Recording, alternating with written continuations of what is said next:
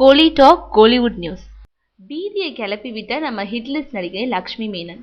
Pizza, நடுவுல கொஞ்சம் பக்கத்தை காணும், சூது கவும், இதற்கு தானே ஆசைப்பட்ட பாலகுமாரா என தொடர்ந்து 4 ஹிட் படத்துல நடிச்சிருக்காரு நம்ம விஜய் சேதுபதி. இவர் தான் தற்போது கோலிவுட்டோட நம்பிக்கை நட்சத்திரமாக இருக்காரு. மேலும் இதுவரை புதுமுக இயக்குநர்களோட படங்களை மட்டும்தான் அவர் நடிச்சிட்டு இருந்தாரு. ஆனா இப்போ முன்னணி இயக்குநர்களோட படங்களிலும் கமிட் ஆகி இருக்காரு. இதுல எஸ்பி ஜனநாதன் இயக்க போகிற புறம்போக்கு படத்துல ஆர்யாவுக்கு இணையான வேடத்துல நடிக்கிறாரு. அதே போல கும்கி படத்துல அறிமுகமான லக்ஷ்மி மேனனும் அதுக்கப்புறம் சுந்தரபாண்டியன், குட்டிப்புலி போன்ற வெற்றி படங்கள்ல நடிச்சு இப்போது விஷாலோட பாண்டிய நாடு படத்துலயும் நடிச்சு பேசப்படும் நடிகையாகிட்டாங்க.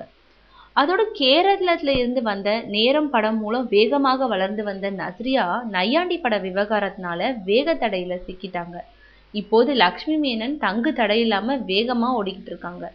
ஆக தொடர் வெற்றியினால ஹிட்லிஸ்ட் நடிகையாகிவிட்ட நம்ம லக்ஷ்மி மேனனுடன் நடிப்பதற்கு இப்போ மேல்தட்டு ஹீரோக்களே ரெடி ஆக்கிட்டு இருக்காங்க.